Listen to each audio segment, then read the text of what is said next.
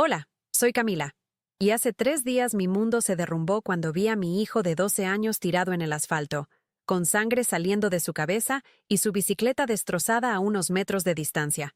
Los médicos me dijeron que tenía un traumatismo cráneoencefálico severo y que las próximas 48 horas serían críticas para determinar si Benjamín despertaría o no del coma inducido. Desde ese momento no me he movido de la UCI, durmiendo en una silla incómoda, comiendo lo que las enfermeras me traen y rezando para que mi único hijo abra los ojos otra vez. ¿Alguna vez has sentido que el suelo se abre bajo tus pies y que todo lo que creías sólido en tu vida se desvanece en segundos? Si esta historia también te conmueve, considera suscribirte al canal para seguir más relatos como este. Llevo 72 horas sin salir del hospital, viendo cómo las máquinas mantienen vivo a Benjamín, escuchando el pitido constante del monitor cardíaco que se ha vuelto la banda sonora de mi pesadilla. Las enfermeras ya me conocen por mi nombre, me traen café sin que se los pida y me miran con esa compasión que solo tienen quienes han visto a muchas madres pasar por lo mismo. Ayer por la tarde, cuando el neurólogo me explicó que la inflamación cerebral había disminuido un poco, sentí por primera vez en días que podía respirar sin que el pecho me doliera. Pero esa pequeña esperanza se vio interrumpida por el sonido de mi teléfono, que había estado en silencio desde el accidente. Era mi madre, Teresa. Ni siquiera me preguntó cómo estaba Benjamín o si había alguna novedad sobre su estado. Su voz sonaba molesta, como si yo hubiera cometido algún crimen imperdonable al no contestar sus llamadas anteriores. Camila, necesito que vengas ahora mismo a casa. Valeria cumple años el sábado y hay 1000 cosas que organizar. No puedo hacerlo todo sola, me dijo con ese tono autoritario que siempre usaba conmigo desde que era niña. Le expliqué que mi hijo estaba en coma, que no podía moverme del hospital, que los médicos aún no sabían si iba a despertar. Su respuesta me dejó helada. Ay, Camila, siempre exagerando todo. Los médicos saben lo que hacen. No necesitas estar ahí las 24 horas como si fueras la única madre del mundo. Sentí que la sangre se me subía a la cabeza. Durante 36 años había escuchado ese mismo desprecio en su voz cada vez que algo malo me pasaba. Cuando mi esposo murió en ese accidente de tránsito hace 8 años, ella me dijo que era mi culpa por haberlo dejado salir esa noche. Cuando perdí el trabajo el año pasado, me acusó de ser irresponsable y de no pensar en el futuro de Benjamín. Ahora, con mi hijo luchando por su vida, me pedía que abandonara su lado para ir a decorar globos y preparar una fiesta. Mamá, mi hijo está en coma. No voy a moverme de aquí hasta que despierte, le dije con la voz temblorosa, tratando de mantener la calma. Su silencio duró apenas unos segundos antes de que soltara la bomba que cambiaría todo. Mira, Camila, ya estoy cansada de tus dramas. Si no vienes mañana temprano a ayudar con la fiesta de tu hermana, voy a cancelar el fondo universitario de Benjamín. Y no esperes más ayuda económica de mi parte. La línea se cortó y me quedé ahí, con el teléfono en la mano, mirando a mi hijo conectado a esas máquinas que lo mantenían vivo. Esa amenaza no era nueva.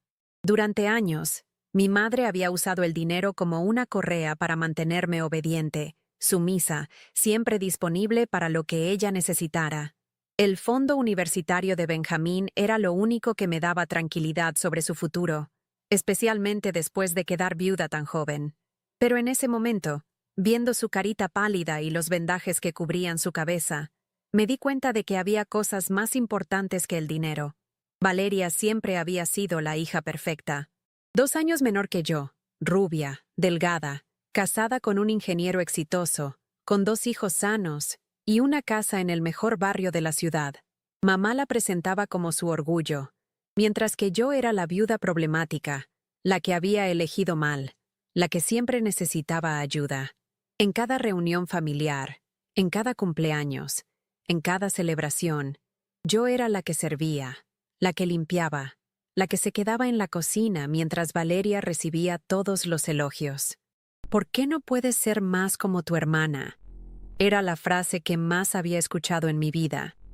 Ahora, con Benjamín luchando por su vida, mi madre quería que siguiera interpretando ese papel de hija obediente que siempre había sido. Me quedé ahí, en esa silla de hospital, recordando todas las veces que había sacrificado momentos importantes con Benjamín para cumplir con las expectativas familiares. Esa noche no pude dormir. Cada vez que cerraba los ojos, escuchaba la voz de mi madre amenazándome, y luego abría los ojos para ver a Benjamín inmóvil en esa cama de hospital. Las enfermeras del turno nocturno me trajeron una manta y me dijeron que tratara de descansar, que ellas me avisarían si había algún cambio. Pero, ¿cómo podía descansar cuando sentía que tenía que tomar la decisión más importante de mi vida? Durante años había cedido a los chantajes de mi madre porque pensaba que era lo mejor para Benjamín, que necesitábamos esa estabilidad económica. Pero ahora, viendo lo frágil que era la vida, me preguntaba si realmente valía la pena seguir viviendo bajo esa presión constante. Me levanté de la silla y me acerqué a la ventana de la UCI. Afuera, la ciudad seguía su ritmo normal. La gente iba y venía sin saber que mi mundo se había detenido completamente. A las 6 de la mañana, mi teléfono volvió a sonar. Era Valeria. Su voz sonaba dulce, como siempre, pero había algo calculado en su tono que me puso en alerta. «Hola, Cami. Mamá me contó lo de Benjamín. Qué terrible, pobrecito. Pero escucha, ya sabes cómo es mamá cuando se le mete algo en la cabeza. Mi fiesta es súper importante para ella. Y tú sabes que siempre has sido la mejor organizando estas cosas. ¿No podrías venir aunque sea unas horitas? Total, Benjamín está estable, ¿no?» Me quedé en silencio, procesando lo que acababa de escuchar. Mi hermana, que supuestamente me quería, me estaba pidiendo que abandonara a mi hijo en coma para ir a organizar su fiesta de cumpleaños. No mencionó ni una sola vez la posibilidad de cancelar o posponer la celebración. Para ella, su fiesta era más importante que la vida de mi hijo. «Valeria, mi hijo está en coma. No sé si va a despertar. No voy a moverme de aquí», le dije con una firmeza que me sorprendió a mí misma. Ella suspiró, como si yo fuera una niña caprichosa que no entendía las cosas importantes de la vida. «Ay, Cami, siempre tan dramática. Los médicos saben lo que hacen. Además, piensa en el futuro de Benjamín. Mamá está muy molesta, y tú sabes lo que eso significa para el fondo universitario. ¿Realmente vas a arriesgar el futuro de tu hijo por estar sentada en una silla de hospital sin hacer nada?» Esas palabras me dolieron más que cualquier golpe físico. Mi propia hermana me estaba diciendo que cuidar a mi hijo en el momento más crítico de su vida era no hacer nada. Me di cuenta en ese instante de que nunca había sido realmente importante para ninguna de ellas, que solo era útil cuando necesitaban algo. Colgué el teléfono sin despedirme. Por primera vez en mi vida, colgué el teléfono a un miembro de mi familia sin dar explicaciones, sin pedir perdón, sin tratar de suavizar la situación. Me quedé ahí, temblando, sintiendo una mezcla de terror y liberación que nunca había experimentado. Benjamín seguía inmóvil, pero su respiración era constante, y eso me daba fuerzas. Pensé en todas las veces que había dejado a mi hijo con niñeras o con amigas para ir a cumplir con las obligaciones familiares que mi madre me imponía. Pensé en todas las veces que había llegado tarde a sus obras de teatro del colegio, porque tenía que ayudar a preparar alguna celebración para Valeria. Pensé en todas las veces que había puesto las necesidades de mi familia de origen por encima de las necesidades de mi propio hijo. Me acerqué a su cama y le tomé la mano. «Perdóname, mi amor», le susurré. «Nunca más voy a dejarte por ellas». El doctor Martínez llegó a hacer su ronda matutina. Era un hombre mayor, con canas en las sienes y una mirada bondadosa que me tranquilizaba cada vez que hablaba conmigo. «¿Cómo está usted, señora Camila? ¿Ha podido descansar algo?», me preguntó mientras revisaba los monitores de Benjamín. Le conté sobre las llamadas de mi familia, sobre la presión que estaba recibiendo para abandonar el hospital. Él me miró con una expresión que mezclaba sorpresa y comprensión. «Señora, en mis 30 años de medicina he visto muchas familias en crisis. Y le puedo asegurar que los niños que mejor se recuperan son aquellos que sienten el amor incondicional de sus padres, especialmente en momentos como este. Su presencia aquí no es opcional, es medicina pura para su hijo». Me explicó que había estudios que demostraban cómo la voz de la madre y su presencia constante ayudaban en la recuperación neurológica de los pacientes en coma. Sus palabras me dieron la confirmación que necesitaba. No estaba siendo dramática ni exagerada. Estaba siendo madre. Estaba haciendo exactamente lo que tenía que hacer. A las 10 de la mañana, mi teléfono volvió a sonar. Esta vez era un número desconocido, pero reconocí la voz inmediatamente. Era mi tío Roberto, hermano de mi madre. Camila, tu madre me pidió que te hablara. Dice que estás siendo muy terca y que no quieres ayudar con la fiesta de Valeria. Mira, niña, yo sé que estás preocupada por Benjamín, pero la familia es la familia. Tu madre ha hecho mucho por ti todos estos años, y ahora que necesita tu ayuda, no puedes darle la espalda. Me di cuenta de que mi madre había movilizado a toda la familia para presionarme, como siempre hacía cuando alguien se atrevía a contradecirla. Era su estrategia de siempre, usar a otros familiares para que hicieran el trabajo sucio por ella. Tío Roberto, mi hijo está en coma. Eso es lo único que me importa ahora. Le dije con una calma que no sabía que tenía. Él siguió insistiendo, hablándome de responsabilidades familiares, de gratitud, de cómo mi madre había sacrificado tanto por nosotras. Pero por primera vez en mi vida, esas palabras no me llegaban. Era como si hubiera desarrollado una coraza invisible que me protegía de toda esa manipulación emocional. Cuando colgué, me di cuenta de que algo había cambiado en mí de manera irreversible. Ya no era la Camila que cedía ante la primera presión, que se disculpaba por existir, que ponía las necesidades de otros por encima de las de su propio hijo. Había nacido una nueva versión de mí misma en esa sala de hospital, una versión que sabía cuáles eran sus prioridades reales. Durante el resto del día, mi teléfono no paró de sonar.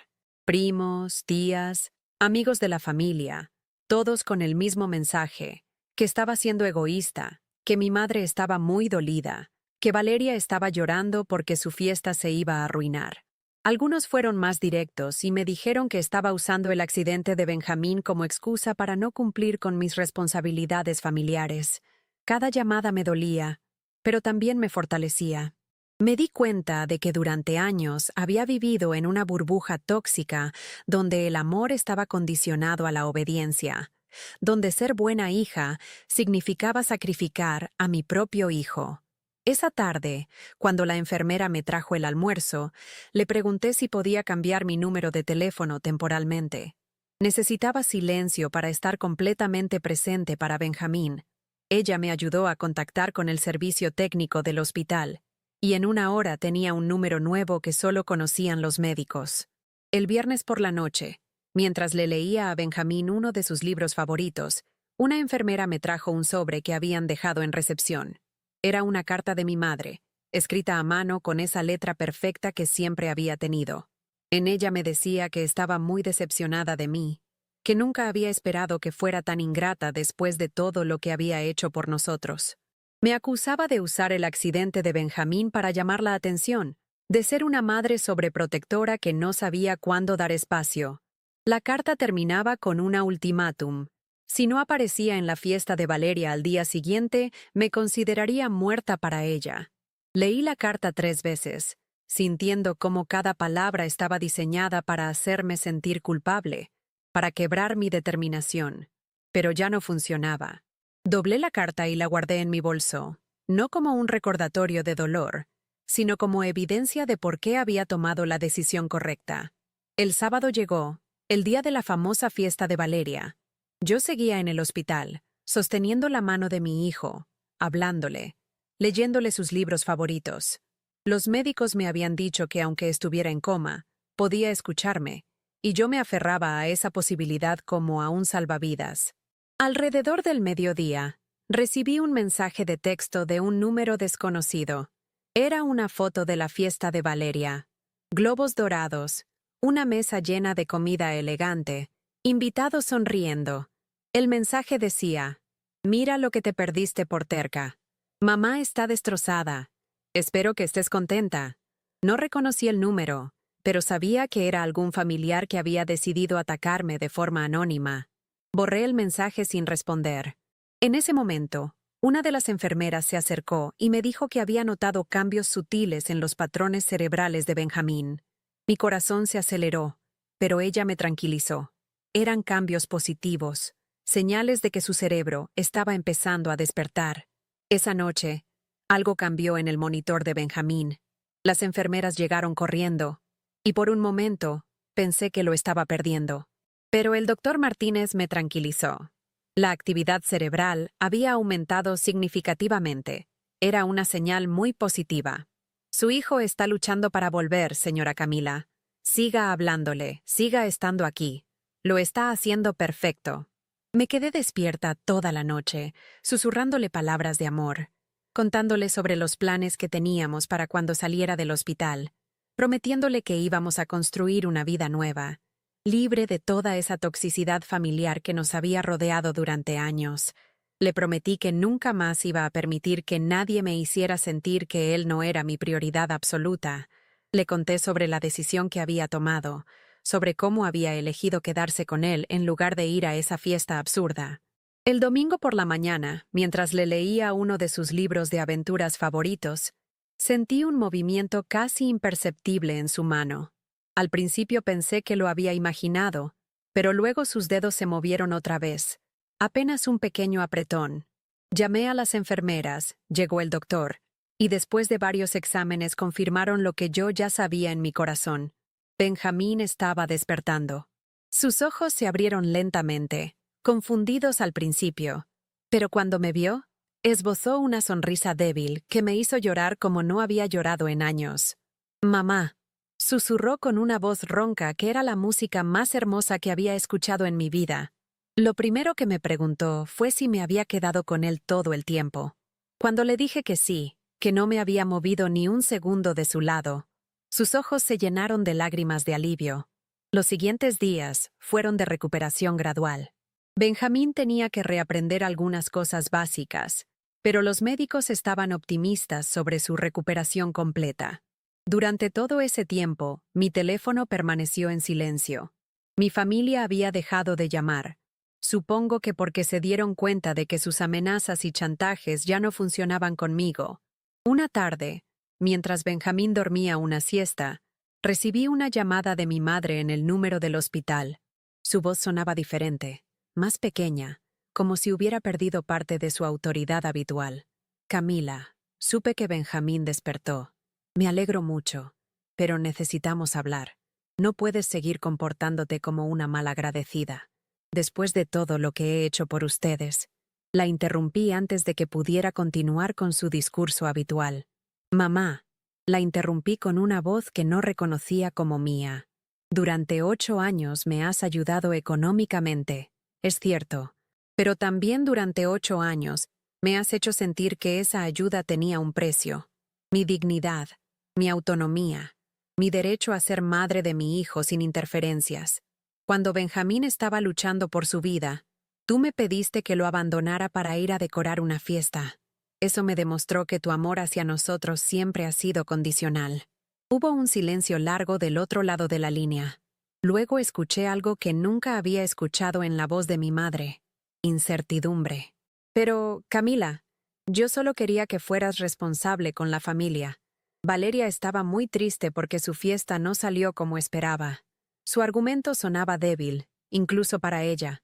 Me di cuenta de que por primera vez en mi vida, mi madre no sabía cómo manejar la situación porque yo había cambiado las reglas del juego. «Mamá, mi responsabilidad principal es con mi hijo, y si eso significa perder tu apoyo económico, lo acepto. Prefiero trabajar 3 empleos y vivir en un apartamento pequeño que seguir viviendo bajo la amenaza constante de que me vas a castigar cada vez que ponga las necesidades de Benjamín por encima de los caprichos familiares». Las palabras salían de mi boca con una claridad que me sorprendía. Era como si durante años hubiera tenido todas esas frases guardadas en el pecho, esperando el momento correcto para liberarlas.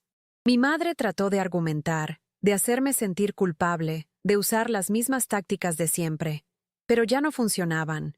Había cruzado una línea invisible y no había vuelta atrás. Cuando finalmente colgué, sentí una paz que no había experimentado en años.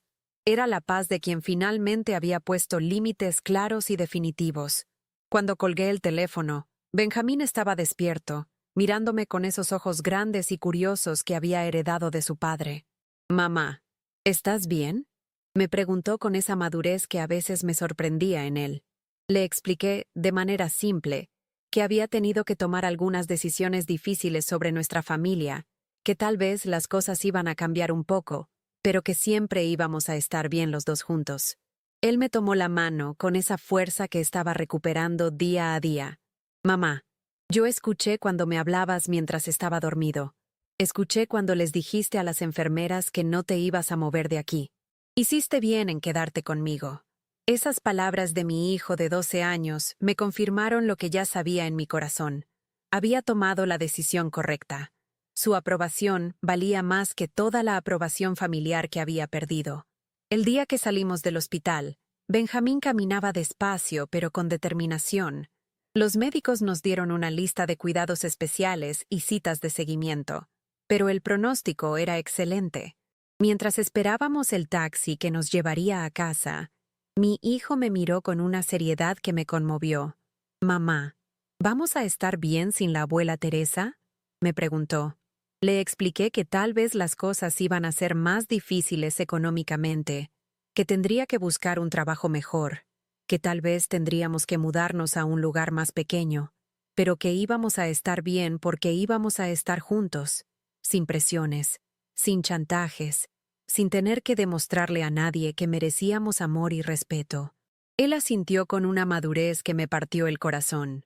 «Mamá, yo prefiero que seamos pobres pero felices, que ricos pero siempre preocupados por lo que va a decir la abuela». 2 semanas después del alta, mientras organizaba los papeles del seguro médico, encontré una carta que habían dejado debajo de la puerta de nuestro apartamento. Era de Valeria. En ella me decía que mamá había decidido cancelar definitivamente el fondo universitario de Benjamín, que toda la familia estaba muy dolida por mi comportamiento egoísta y que si algún día quería volver a ser parte de la familia, tendría que disculparme públicamente y reconocer que había estado equivocada. La carta terminaba diciendo que esperaba que mi orgullo valiera la pena cuando Benjamín no pudiera ir a la universidad. Leí la carta 2 veces. La doblé cuidadosamente y la puse en el cajón junto con otros documentos importantes. No como un recordatorio de dolor, sino como evidencia de la decisión más acertada que había tomado en mi vida. Me di cuenta de que mi familia nunca había entendido lo que significaba ser madre, lo que significaba amar sin condiciones. Esa noche, mientras cenábamos en nuestra pequeña cocina, le conté a Benjamín sobre la carta, adaptando el mensaje a palabras que él pudiera entender. Le expliqué que tal vez tendríamos que ser más creativos para ahorrar para su universidad, pero que íbamos a encontrar la manera. Él me sorprendió con su respuesta. «Mamá, yo prefiero estudiar con becas y trabajar los fines de semana que tener que pedirle permiso a la abuela Teresa para cada cosa que queramos hacer». En ese momento me di cuenta de que mi hijo, a pesar de ser tan joven, había entendido perfectamente la dinámica tóxica en la que habíamos vivido durante años. Me contó que muchas veces había notado cómo yo me ponía nerviosa antes de las reuniones familiares, como siempre estaba preocupada por complacer a su abuela, como nunca parecía relajada cuando estábamos con ellos. 3 meses después del accidente, Benjamín había vuelto completamente a la normalidad. Sus calificaciones eran excelentes, había hecho nuevos amigos en el colegio, y los médicos estaban asombrados por su recuperación total. Yo había conseguido un trabajo mejor en una empresa de contabilidad, y aunque las horas eran largas, el ambiente era respetuoso y me permitía tener los fines de semana libres para estar con mi hijo. Habíamos desarrollado una rutina nueva, más tranquila, sin la presión constante de tener que reportar nuestras actividades a nadie, sin tener que justificar cada decisión que tomábamos.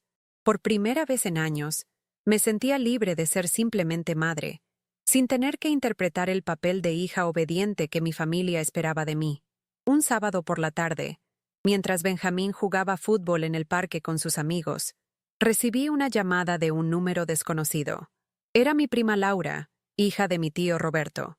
Me contó que mi madre había estado muy deprimida desde el incidente, que la familia estaba preocupada porque había perdido mucho peso y no salía de su casa. Camila, creo que mamá Teresa se dio cuenta de que se equivocó, pero es demasiado orgullosa para admitirlo. ¿No crees que ya es hora de que hagan las paces? Escuché todo lo que Laura tenía que decir, pero cuando terminó, mi respuesta fue clara. Laura, yo no tengo nada de qué disculparme. Elegí quedarme con mi hijo cuando estaba en coma en lugar de ir a organizar una fiesta.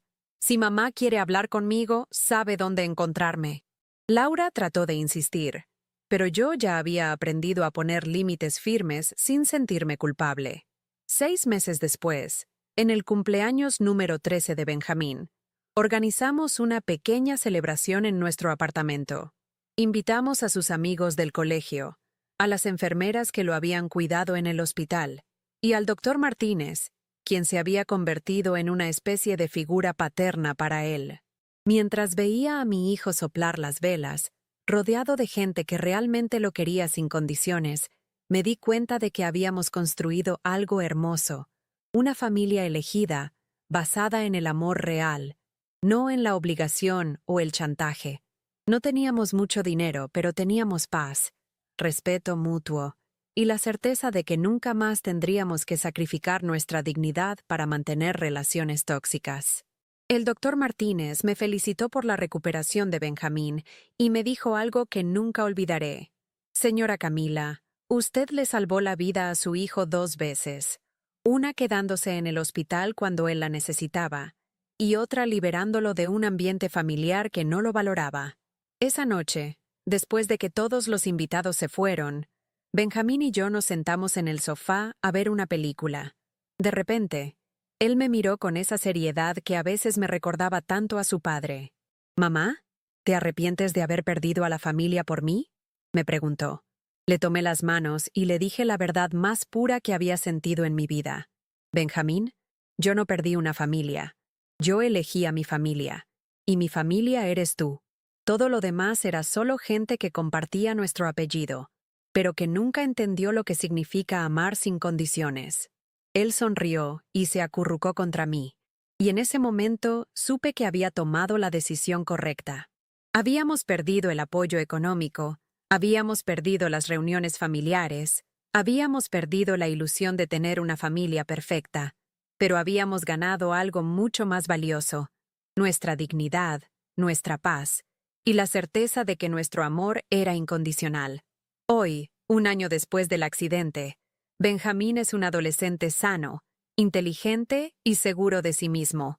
Hemos ahorrado lo suficiente para el primer año de universidad, y él ha aplicado a varias becas académicas.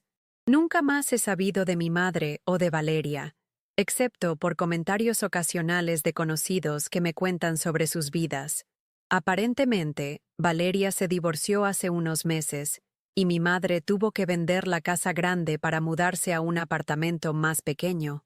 No siento alegría por sus problemas, pero tampoco siento la necesidad de rescatarlas. Aprendí que el amor verdadero no viene con amenazas, que la familia real es la que te apoya en los momentos más difíciles, no la que te abandona cuando más la necesitas. Aprendí que ser buena madre a veces significa decepcionar a otras personas, pero que esa decepción es el precio de proteger a quien realmente importa. Cada noche, antes de dormir, entro al cuarto de Benjamín y lo veo respirar tranquilamente. Recuerdo esos días terribles en el hospital, cuando no sabía si iba a despertar, cuando tuve que elegir entre la presión familiar y mi instinto de madre. Y cada noche me vuelvo a sentir orgullosa de la mujer en la que me convertí en ese momento crítico. Porque al final, la vida no se trata de mantener la paz a cualquier precio, sino de proteger a quienes realmente amamos, aunque eso signifique quedarnos solos contra el mundo. Y yo nunca estaré sola mientras tenga a mi hijo, y él nunca estará solo mientras me tenga a mí. Esa es la única familia que necesitamos, la única que vale la pena proteger, la única que merece nuestro amor incondicional.